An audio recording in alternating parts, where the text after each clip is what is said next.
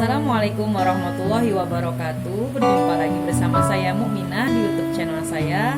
Nah, pada video kali ini saya mau membahas materi tentang kewirausahaan lagi, yaitu tentang analisis internal dan analisis eksternal, dan juga tentang gagasan produk baru, yaitu ada 3 konsep: konsep produk, konsep marketing, dan konsep menciptakan kebutuhan pasar. Dan yang terakhir tentang identifikasi dan analisis peluang usaha baru. Oke, nanti saya akan menjelaskannya satu persatu. Oke, kita masuk pembahasan yang pertama, yaitu tentang analisis. Nah, analisis internal itu adalah pemeriksaan terperinci atau struktur, sumber daya, kekuatan, dan kompetensi perusahaan. Tujuannya adalah untuk mengidentifikasi kekuatan dan kelemahan perusahaan. Nah, adapun analisis eksternal itu adalah pemindaian terhadap lingkungan operasi eksternal perusahaan. Tujuannya adalah untuk mengidentifikasi peluang dan ancaman strategis dalam lingkungan operasi perusahaan yang potensial mempengaruhi perusahaan. Nah, adapun kesimpulannya adalah analisis internal itu meliputi penilaian terhadap faktor kekuatan dan kelemahan. Sedangkan analisis eksternal itu mencakup faktor peluang dan tantangan. Oke, kita bahas materi yang kedua, yaitu tentang konsep produk baru. Nah, dalam konsep produk baru ini pastinya kita mengenal tentang pengembangan produk baru. Apa itu pengembangan produk? Jadi, pengembangan produk adalah semua kegiatan yang dilakukan oleh pabrik dalam menentukan dan mengembangkan produknya, memperbaiki produk yang sudah ada, dan memperbanyak kegunaan produk yang sudah ada, dan mengurangi biaya produksi dan pembungkusan. Nah, jenis-jenis pengembangan produk, setiap perusahaan harus mempunyai strategi dalam melakukan pengembangan produk. Hal ini bertujuan agar produk yang akan dikembangkan itu sesuai dengan kebutuhan perusahaan, dan konsumen yang sudah ada tetap tertarik dengan penawaran yang diberikan oleh perusahaan, dan juga menarik konsumen baru. Nah, dalam pengembangan produk ini ada 3 strategi yang perlu diperhatikan. Yang pertama yaitu strategi peningkatan kualitas, yang kedua strategi peningkatan keistimewaan, dan yang terakhir strategi peningkatan gaya produk. Oke, kita bahas materi yang ketiga, yaitu tentang konsep marketing. Konsep marketing biasa juga disebut dengan konsep pemasaran. Nah, marketing atau pemasaran menjadi salah satu hal yang sangat dibutuhkan oleh perusahaan dalam menjalankan bisnisnya. Nah, konsep marketing atau konsep pemasaran ini seringkali dikaitkan dan disamakan dengan konsep penjualan. Padahal secara kenyataannya kedua konsep ini berbeda. Nah, pada prakteknya konsep yang diusungkan dalam marketing tidak serta-merta melakukan penjualan yang berdampak langsung terhadap perusahaan. Nah, konsep marketing ini berkaitan dengan filosofi yang digunakan bisnis untuk mengidentifikasi dan memenuhi kebutuhan konsumennya atau pelanggannya, yang menguntungkan pelanggan dan perusahaan. Nah, filosofi yang sama tidak dapat menghasilkan keuntungan bagi setiap pembisnis. Karena bisnis yang berbeda menggunakan konsep marketing yang berbeda pula. Konsep marketing yang berbeda ini disebut juga dengan filosofi manajemen pemasaran. Nah, konsep pemasaran mengartikan bahwa untuk memenuhi tujuan organisasi harus mengantisipasi kebutuhan dan keinginan konsumen dan memuaskan ini lebih efektif dibandingkan persaingan. Nah, jadi intinya konsep marketing ini merupakan serangkaian kegiatan yang memiliki tujuan untuk memasarkan produk yang diproduksi oleh perusahaan. Berbagai rangkaian kegiatan itu dilakukan agar produk dapat diminati dan bisa dimanfaatkan oleh masyarakat. Nah, oleh sebab itu konsep marketing memiliki arti dan tujuan yang lebih luas, bukan sekedar memasarkan produk semata. Konsep ini sangat berbeda dengan konsep penjualan atau sales.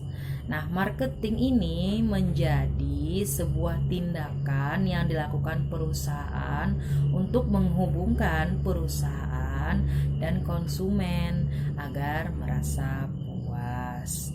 Nah, oke, kita masuki lagi materi yang keempat, yaitu tentang konsep menciptakan kebutuhan pasar.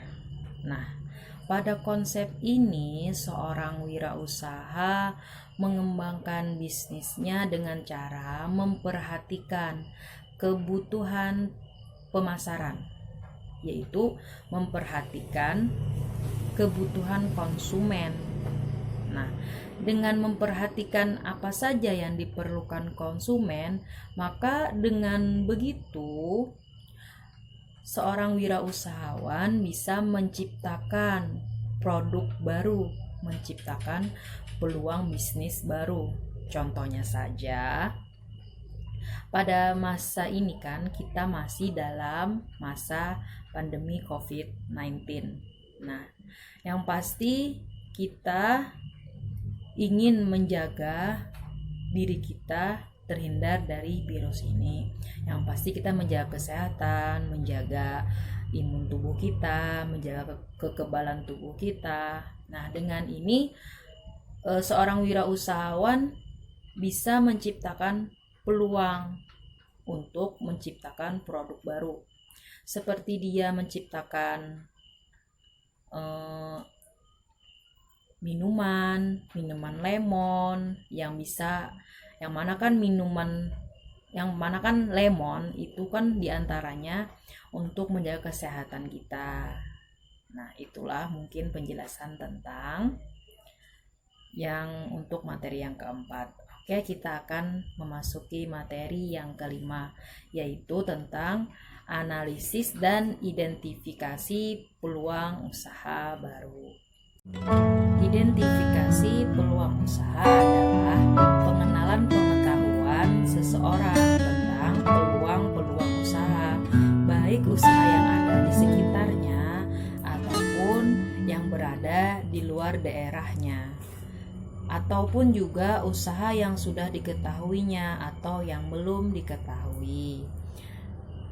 Jadi, identifikasi peluang usaha ini merupakan penetapan kesempatan yang baik untuk menciptakan suatu kegiatan dengan mengerahkan tenaga, pikiran, ataupun badan untuk mencapai tujuan tertentu.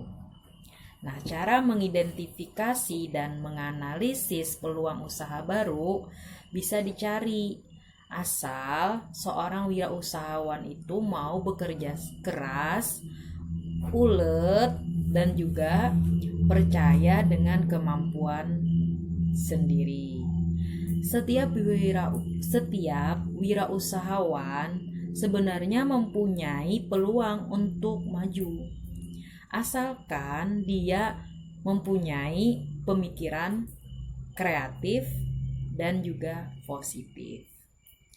Nah, dan juga dia harus, yang pertama, harus percaya dan juga yakin bahwa usaha yang dia jalankan itu bisa terlaksanakan dengan baik. Yang kedua, dia mau menerima gagasan-gagasan di dalam dunia bisnis.